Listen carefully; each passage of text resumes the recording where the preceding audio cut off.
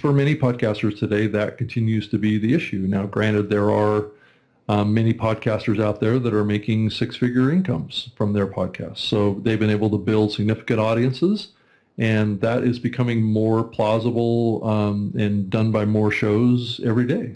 Welcome to the My Future Business Show, where we get you in front of your best audience and keep you there.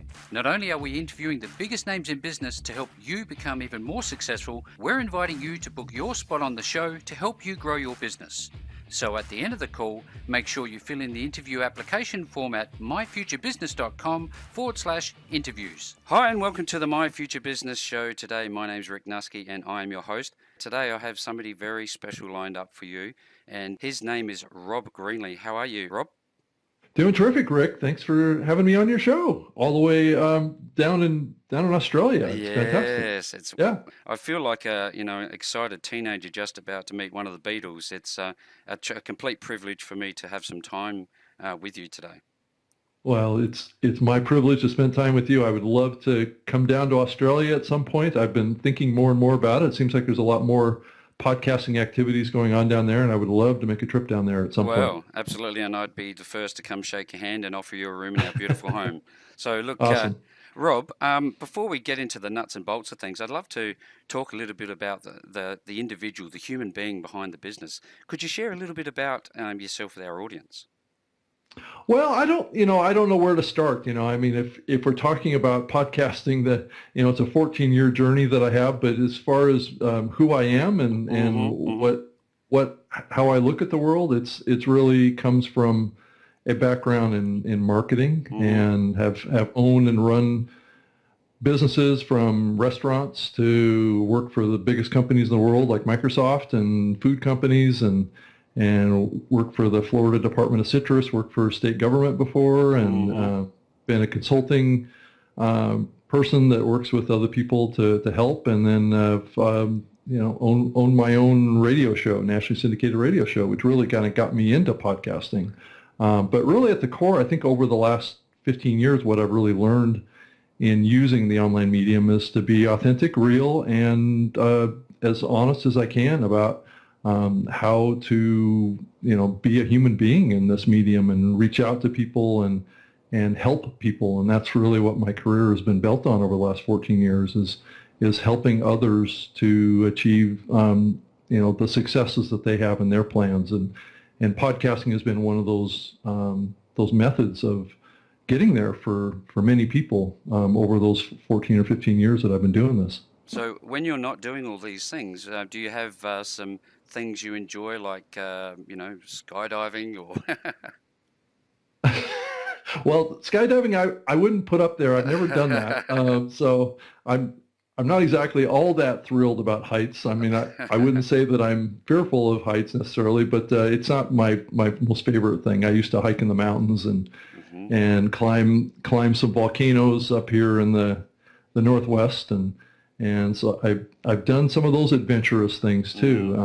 I'm a little older now, so I don't do as much mountain climbing as I used to, but that certainly was something that fascinated me a lot when I was in my younger years. I spent some time in the crater of Mount St. Helens, which was one of those volcanoes here in the Cascades in the Northwest that erupted back in 1980, and I was able to go in there and climb around on the lava dome and stuff.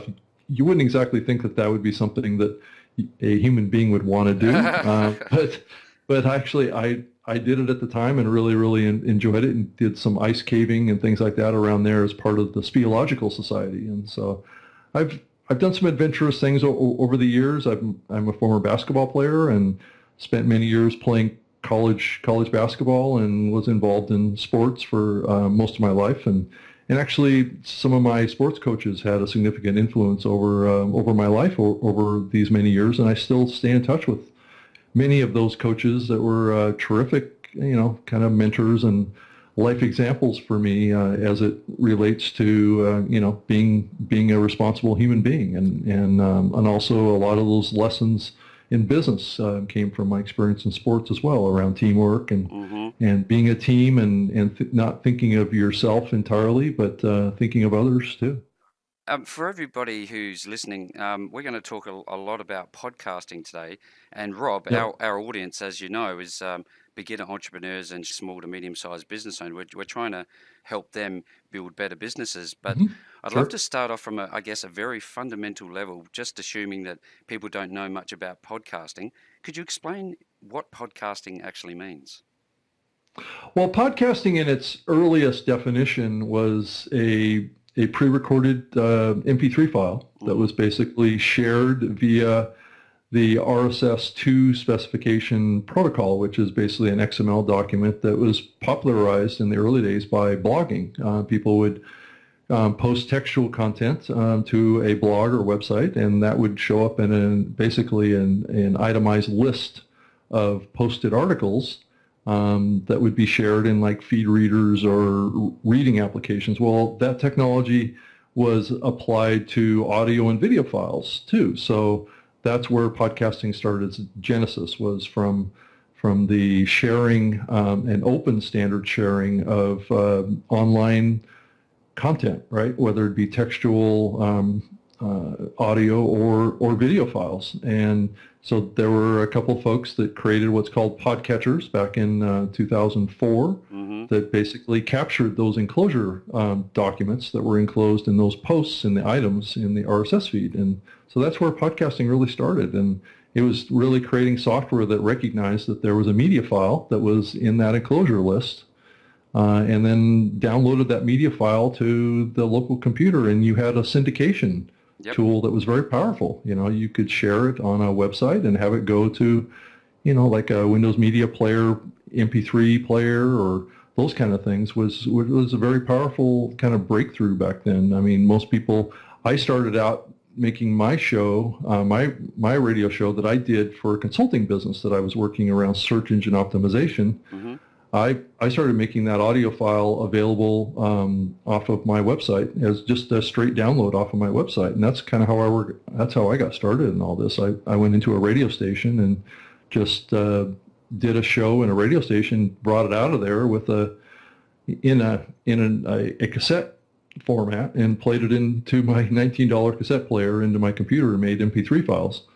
And started distributing that audio with written content online for search engine reasons, trying to get keyword priority in the search engines. And so that's kind of how I got started with, and it was really to support my business, my consulting business. And that's how I used that medium to build credibility and to build a following, essentially, for the business that I was working in, to share my expertise and to bring on other experts that could basically enhance my ability to have knowledge and to share with others as well. So it's leveraging other people's community into my community, and then building my reputation in my community that would then help me with my own business. So there was always a little bit of kind of selfish interest in doing this, to be totally honest, and I know a lot of business people need to have that to some degree.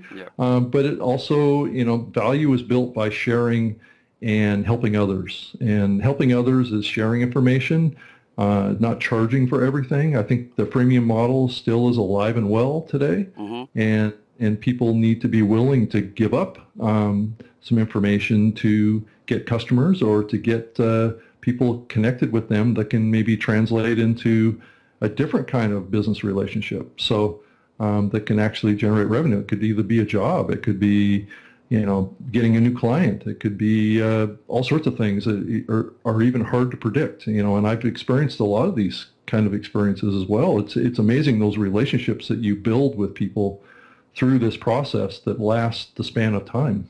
Now, I loved your Web Talk Radio.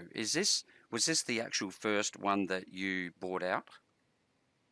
Yeah, actually, it was called the Web Talk Guys when I started it in 1999. And so it was just done in a local radio station in the Seattle market up here. And I just did it every Saturday morning, just went into the radio station, did it live. And eventually learned that I didn't really like live in the radio station because I had guests. I would book 2 or 3 guests for every show that I did. And sometimes those guests wouldn't call in because I had a very short window of time to have those guests call in during the commercial breaks. and sometimes those commercial breaks weren't quite long enough. And by the time I came back from the commercial break, guess who wasn't on the line? Oh, no. Was my guest. So I wound up taking the show that I was doing, the Web Talk World Radio Show is what I eventually wound up calling it. Took it home, built my own studio, started pre-recording everything. So when it came time to air my show on the radio station, I would bring in a CD into the radio station and say, play this at 11 a.m. on Saturday mornings. And that was how I started to distribute my show, was pre-recording everything. So I knew that everything was going to happen per my plan. Yeah, so it was a way for me to kind of take control of what I was doing and how I was representing myself to my listener community. And that's what started me down this path really towards podcasting and pre-producing. And I learned a lot from it too, because trying to be responsible for every aspect of your show production down to the second. And then I started to distribute it on satellite radio too, which required me to have like 6 breaks in the content. So we were editing down to the second with the production. And that was challenging too. And it was on some public radio stations as well as commercial radio stations at the time, and was building my online distribution at the same time. And then podcasting started in 2004. But I'd already been doing a lot of that kind of stuff even before podcasting started. So it was not a big thing for me at the time because there weren't that many people using those podcatcher applications yet when it started in 2004. There's a couple of things I take away from that. The early days of, let's call it the Wild West of podcasting. The barriers of entry to getting your content out there would have been far greater than what they are today. How easy is it for someone to start a podcast today? I'd say it is a lot easier, and it's a lot less expensive too. I mean, you can get higher quality microphones now that are, $100, less than $100. Back then, the microphones that I used back when I was doing my radio show were like $695 a piece. So it was a lot more expensive. I had to have really music level, tuners and audio interfaces, and had to have phone calling hybrids and things like that. And each one of these devices were like $1,500 a piece. And so it was a little bit more complicated. And I probably went a little over the top on that kind of stuff. I think I spent between $10,000 and $20,000 for my studio at the time. Wow. And it was something that I could have up to 4 people on my show at the same time. So, and stream it live or whatever I wanted to do. I had that ability in my studio at that time, but it was certainly not easy to put that together at the time. And I certainly don't use that level of equipment now. I mean, I'm using a $400 microphone here, but it's not required to have a $400 microphone. I think you can do pretty much everything I'm doing here for $100, plus maybe a mixer. Which is helpful if you want to have multiple people on your show or if you want to take in Skype callers. But the company I work for now, Spreaker, has free client software now called Spreaker Studio for Desktop that allows you to take in up to 4 USB microphones directly into your tablet if you want to, as well as take in a Skype call. So, I mean, and that's like free. Yep. All you need is a couple of microphones and you're good to go. I mean, and that's how far we've come with this. Yeah, and that's why I talked about the barriers to entry. I've looked at your involvement with Spreaker. That's just amazing software. I wondered though, with regard to freemium models and people that build their entire business around podcasting, is there a way for people to actually monetize a podcast business? Well, there's a variety of ways to do it, and this is something that's been around for many, many years. I mean, it can be difficult to monetize your show with advertising, and that's been the history of podcasting. A lot of people, like I did in the early days, I wasn't really dependent when I started my show on advertising. I was trying to do it supporting my consulting business, right? So there was another revenue stream that was coming from that content that I was producing at the time to benefit me, not directly from the radio show, though I had advertising. It just wasn't a big part of the revenue stream coming in. So, and for many podcasters today, that continues to be the issue. Now, granted, there are many podcasters out there that are making 6-figure incomes from their podcasts. So they've been able to build significant audiences, and that is becoming more plausible and done by more shows every day. So it's something that's improving and getting more possible But it's also getting more competitive because right now there's about 525,000 podcasts that are being produced out there, at least on a weekly or monthly basis now. So there's a lot more competition in the market too for audience, but yet there's more people listening too. So it's all proportional to some degree. But it is possible, and Spreaker is kind of pioneering this stuff. With the company I'm working for, Voxnest, we are trying to democratize dynamic ad insertion, which means there's an ability to automate the advertising in your audio program now through what's called dynamic ad insertion. It's basically setting an insertion point in your on-demand downloadable media file that allows our platform to auto-inject into your audio MP3 file at a specific location in audio campaign that's run through what's called a programmatic ad buying platform that basically advertisers will come in and buy. It's a little bit like Google's AdSense, and where you buy keywords and you can run ad campaigns based on keyword lookups in Google. It's kind of similar to that. That's coming to podcasting more and more. It's still a little rough around the edges still around what the ad is. I mean, podcasting was built, at least on the advertising side, around what's called host read or host endorsed type of messages or direct response advertising. That's based more on CPM models. And this would fall along with that as well. But some of the ads that come through this new programmatic thing that I'm talking about with dynamic ad insertion tend to be a little bit more like radio-like ads today. But where the sweet spot is and where the industry is evolving to is using dynamic ad insertion with pre-recorded host or talent reads that are produced. Those advertising messages are very similar to what a host would do to do a personal endorsement, and that is a little bit more consistent with the medium of podcasting and what most of the really big shows do with their advertising to generate those 6-figure or 7-figure incomes, which some of these shows out there are achieving today. So it's a complicated story, and there's metrics that are involved that are key. There's standards that are being developed right now, and there's a real push to get what's called client-side data too, which is getting data from the players to get reporting back, what's the playing activity of those media files at the listener end, right? To find out how far they're listening in. Are they completing their listening experience? Are they listening to just a minute and then dropping out? So once we kind of get that data in addition to the downloads and play data, then I think the advertisers have a complete picture, and the opportunity for advertising should expand. Thank you so much for sharing some insights into that. I was watching, or sorry, should I say, listening to the new media show, in actual fact, Google Podcast Revelations 206 that you did with Todd. And I found that fascinating that they're starting to talk about, how important podcasting is going to be for their business and how they're starting to consider SEO for podcasting. Can you tell us a little bit more about, if Google's taking this on board, how important is it for, beginner entrepreneurs and small business owners to get involved with podcasting? Well, I think it just gets back at the end of the day. It depends on what your goals are and how you want to go after your particular market. Podcasting isn't perfect for every genre of business. So I think you have to evaluate that based on what the needs of your customers are and what your personal goals are and what your business's goals are. And I think those are challenging questions, I think at times for businesses, because how do you position that podcast to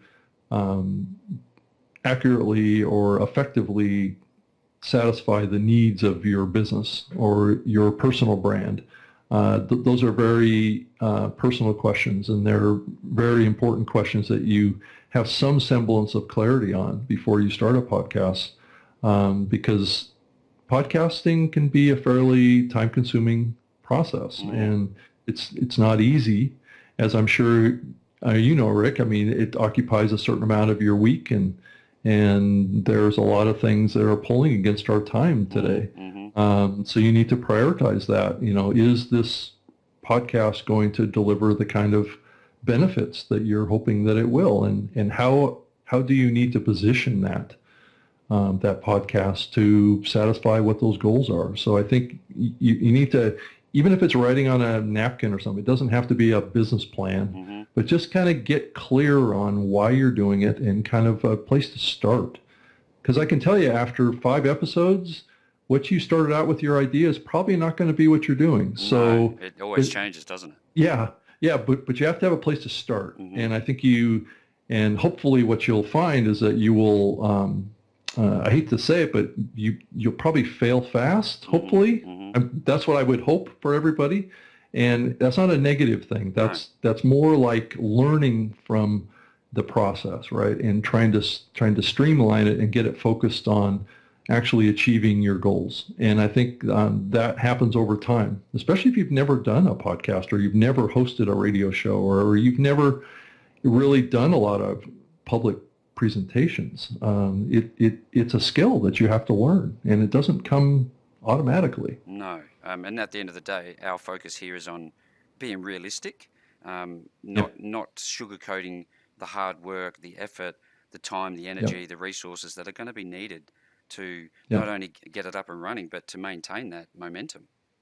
Yeah, exactly. And it is about momentum. No question about it. You have to get it started and you have to maintain it. And that takes consistent hard work, and Todd likes to call it grunt work. I mean, you have to really, he's from the military, and I'm talking about Todd Cochran, my co-host on the new media show.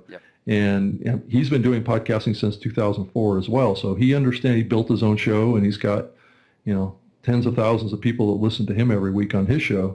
And so, he knows about the hard work because it's been a solo cast. He's the only host on the show. I've had it easy in comparison to what Todd's had because I've always had co-hosts. Co-hosts do podcasting a lot easier. But it also depends on your personality too. Some shows, it's like Todd has really had to learn how to be a co-host because he didn't start podcasting as a co-host. So when he started working with me, it was a little bit of a challenge for him. I think in the early days of us doing this show together, I think we struggled a little bit because he was so positioned to be dominating the conversation. And I was positioned as a host, because I've hosted many shows as well, but I've always had co-hosts, so I know how to work with others, right, in my podcast. Where he didn't really understand that. So it's something that it took some time, but I think we have a good formula now. And if you listen to the show now, I think I can actually finish some of the sentences that he starts. That's kind of how it goes now because we've talked about so many of these issues over the years. You understand each other, and you've found your spot inside the program. Yep. I absolutely love this call today. It's fantastic. There's lots of things we could discuss, but I'd love to know, given that you mentioned there was 500,000 odd podcast shows. Are we out of the gold rush phase? Are we into a space where it's obviously far more mature now? Is it still something that people should be considering for their business? Again, I know that we've touched on, is it a good fit? But 500,000 doesn't seem like a lot. No, it doesn't. On a global basis, I would tend to agree with that. Most of the shows that exist today are coming out of English countries. Like the UK and Australia and the United States. I think the opportunity for global podcasting is just starting to take off now. I'm like doing a workshop in Lisbon, Portugal here at the end of this month on podcasting. So, and then I spent time up in Canada at a big podcasting conference up in Canada, doing some keynoting up there around podcasting. So globally, the phenomenon of podcasting is just taking off. And I agree with you. Of the 500,000 shows that are out there, about only half of them are actually fully active shows. There's not as many as you think that are out there. And I do think that there are still some genres that are still unmet. But it's certainly, it gets back to who you are. It gets back to what your goals are, if this is a good medium for you. Because I don't think it's a perfect medium for everyone. No. And I'm not sure that everyone knows whether or not this could be a good medium for them because until you try it, and once you've gone down the path for a ways, you can see whether or not it's going to be something that's going to work out for you. As you can see in the numbers, if there's over 500,000 shows that have ever been created, and there's only about half of them that are active, you can see that there's a certain amount of turnover that happens, and people start them and stop them. And I think a lot of people start shows with grandiose expectations about what it's going to achieve and what they can achieve. And if it doesn't happen, they get disappointed and life gets in the way, or they have a baby, or they lose a job, or there's all sorts of things that can happen that can cause you as a podcaster to what they call pod fade, which is where you stop producing episodes or you just start a show that you can't sustain because it's a marathon run. It's not a sprint. You have to be able to produce every week, a new episode, or every month, or every other week, or whatever your cadence is. It has to be consistent. It's the only way you're going to build an audience. Just wondering, where do you think podcasting will go? I mean, is this something that is going to be far more popular than traditional free-to-air radio? Is it in that sort of realm where it could overtake traditional radio? I believe so. Over time, I think it's a generational shift that we're seeing. I've spent a lot of time working with the radio industry here in the U.S., trying to bring them along and podcasting, speaking about podcasting at radio events all over the country. And I think that radio is a little bit under threat by this medium. I think the shift that we've seen with television and movies and music are kind of precursors to what's ultimately going to wind up happening with podcasting. I think newspapers are under threat too, and people, as we've seen the smartphone take off, and as technology comes into the car, all those key listening places are basically threatened, for radio. And radio today still has a dominant place in the audio listening ecosystem that exists out there. But I believe that time of dominance is going to start to drift away as people think about audio just like they think about music and just how they think about television, movies. It's an on-demand medium more and more. It's not a linear experience. And that's a generational shift that's going to happen. And what I oftentimes refer to as cars as rolling iPads. Once that starts to really take hold, I think radio is in jeopardy because AM/FM radio is not going to be the first thing that starts up when you start up your rolling iPad, right? It's going to be all those apps, right? Yeah. Just like you have with your phone. And the thing about that is there's so much marketing noise. There's a balance between good content and marketing, isn't there? And with what you hear with most traditional radio is the 80-20 rule. 80% of what you listen to is ads. Yeah, and it's a tune-in, tune-out medium, which means that people aren't really paying attention that much. I mean, the studies that come out saying that radio's got 93% of the listening audience in the United States, if we're just talking about the United States, I would think it's probably pretty consistent in other countries around the world too. But the question I have to ask is, sure, you turn the car on, the radio turns on, but are you really listening to the radio? Are you, or is it just background sounds? Yeah. And maybe you'll pick up something now and then. Where podcasting is a very deliberate listening experience, right? It's got a beginning and an end. You commit to it by either subscribing to it or downloading it, or going to a specific show and engaging with it on your mobile device or in your smart speaker, whatever device that is. There's a deliberate engagement there, and you're probably going to listen.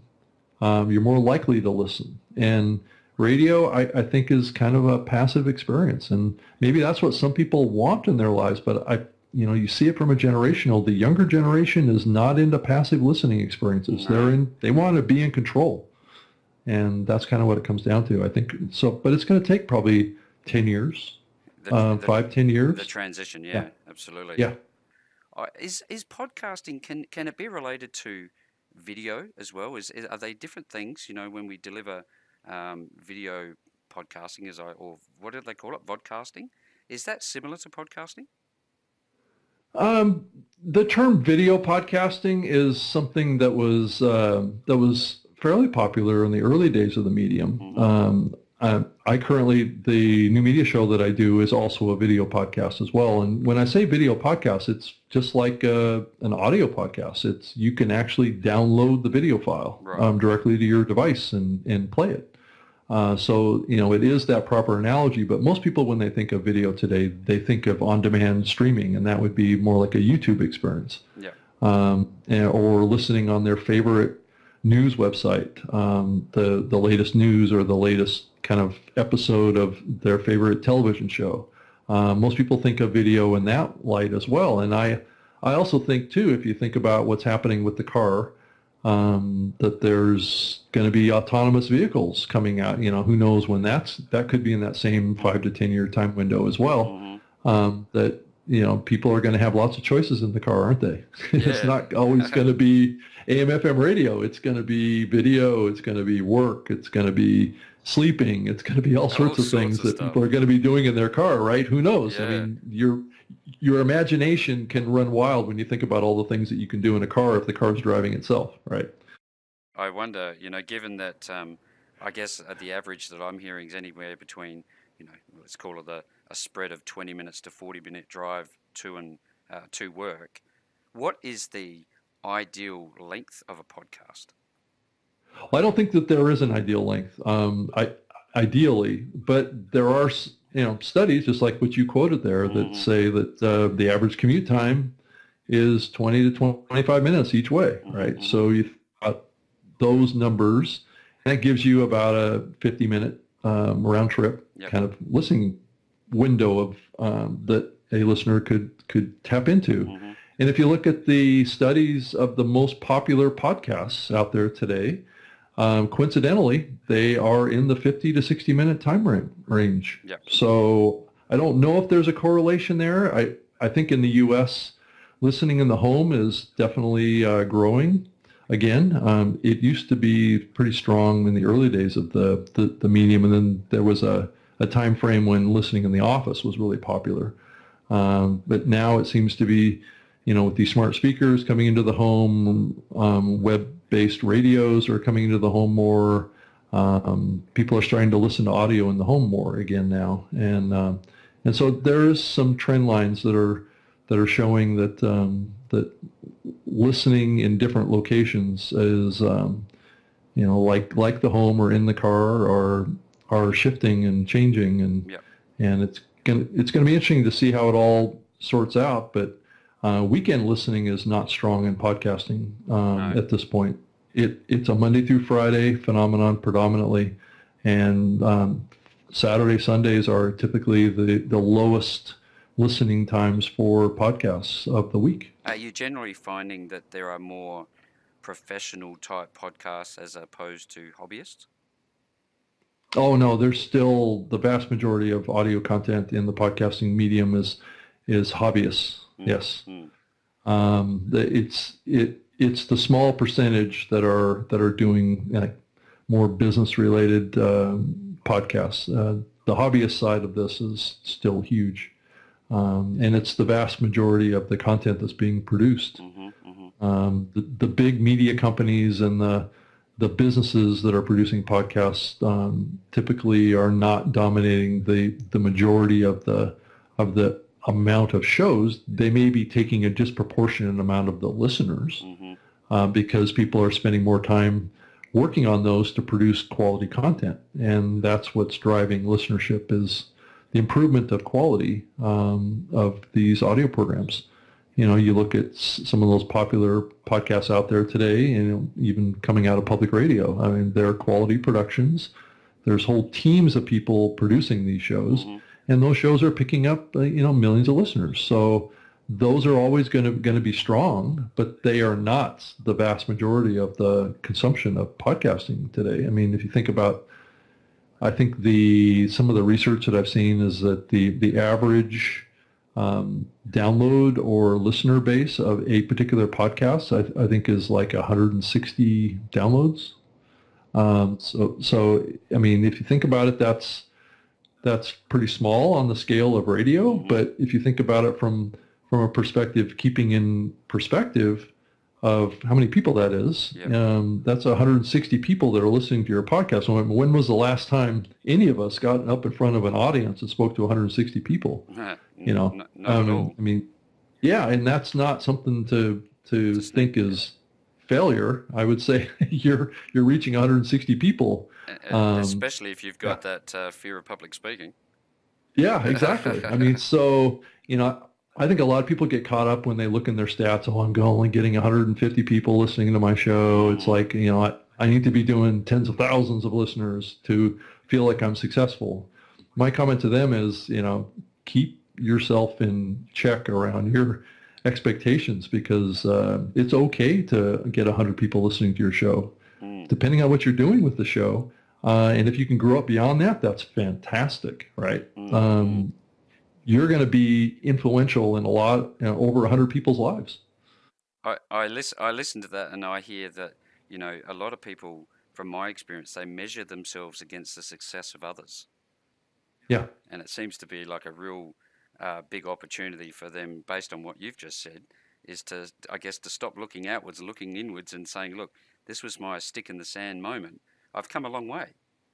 Yeah. I mean, I think in starting out a podcast, you're not going to have a big audience in the first couple of episodes. It's just not going to happen. It's not going to happen. So you can like I would say, fail fast, because if you learn fast is really what I'm saying when I say that. Yeah. Learn fast from episode 1 to episode 2, episode 3, and try and get feedback from people about what you're doing with your show, and try and position it to grow and to be something that someone finds of value to spend their valuable time listening to. And I think those are important things to think about as you're doing a show. Get feedback from friends and family, if they'll actually give you honest feedback and not just pander to you. Yes. Yes. Oh, it sounds great, but or your wife or your partner, they'll always give you the rosy side, won't they? Yeah, exactly. So you want to get people that will give you honest feedback. And sometimes that can be difficult, right? Yeah. And you just have to, as a person, you have to say, I'm going to take a little tough skin here, and I'm going to try and do the right thing here, and not get upset at them for getting up, telling me what my problems are. Yeah. And really look at it objectively and say, well, how can I improve? And really be honest about it and say, I did this, I did that. Maybe my recording environment isn't right. Maybe I got too much echo in my room, or how can I improve, right? Well, maybe it's the microphone that I have, or maybe it's the format of the show. Maybe it's, maybe I have too much intro music. Maybe I'm not getting to the point fast enough. I'm meandering too much at the beginning and people are not listening. Those are all questions you got to ask yourself as you're doing these things, because they're all questions that I had asked myself as I was doing this too, because I made a lot of mistakes when I got started doing this stuff too, because I don't have I didn't start out in radio. I didn't go to school to learn radio. I was actually a pretty quiet person when I started. I didn't do public speaking when I started. I just didn't. And in some ways, doing a podcast is great because it isn't public speaking. You're in a room all by yourself. You don't have to get up in front of an audience, which I do a lot now, where I get up in front of 300 or 400 people and present to people. That's a whole different kind of scary experience than get behind a microphone. I bet. Yeah. I just love to ask if we could just introduce beginner entrepreneurs who are looking to start a podcast, how they actually do it. It's all about goal setting, and you're going to have to do that with your business too. So it's all about trying to keep in sync with your goals, and try and get clear on those before you start one of these things, and create a little budget for it. I would ask friends that are maybe involved in radio, or maybe they're friends that are doing a podcast. I would go listen to other people's podcasts that are in your genre, in your topic area. Maybe get to know them too. People in the podcasting medium are generally, and I can't speak for everyone, but generally are fairly open. They're fairly communicative people. They're fairly decent people. Yep. And oftentimes they will help you. They will give you suggestions, or they'll listen to your show and give you feedback, or especially ones that have been doing it for many years. Yeah. They understand the pain and they feel for you. And they will have a certain amount of empathy for you that you wouldn't normally get from from somebody that isn't a podcaster. So it's really being open and learning fast and being willing to reach out to people and make contact with you. And I think it's going to be important because building a podcast is about building community, and that's part of building a community is being willing to ask for help and to also give help too. So it goes both ways. Are there a lot of a number of communities that people can reach out to? Yeah, there's all sorts of Facebook communities out there. There's Google groups. There's podcast conferences that are going on even down in Australia. There's ones that I hear about, the podcast awards down there. There's a lot of community activity going on down in Australia and around the world these days. I was just up in Canada at a podcasting conference up there, and I go to a bunch of podcasting conferences in the U.S. And I know not everybody can go to all these conferences because it's expensive, but it's good to think about the conferences that maybe are in your genre or in your area of focus with your show and get engaged in those communities wherever they happen to be, whether it's in the real world, which oftentimes is very powerful to meet people in the real world. It's different, isn't it? Yeah. And it can really translate into a lot of great things for you in the long run. But it takes some investment up front of your time and energy and effort to be a resource to in sharing your knowledge too, because you're going to build a certain amount of knowledge that may be helpful to others because you've tried different things than other people have tried. That's sage advice coming from yourself, Rob. Thank you so much for sharing that. Well, thank you. Yeah. Where can people connect with you if they want to learn more about Spreaker or contact you directly? Where can they find you? Well, I can be found on email at any time, rob@voxnest.com, and that's VOXNEST.com, rob@voxnest. I'm also on Twitter at Rob Greenlee, and that's spelled with two E's, ROBGREENLEE. And I have my own website at robgreenlee.com.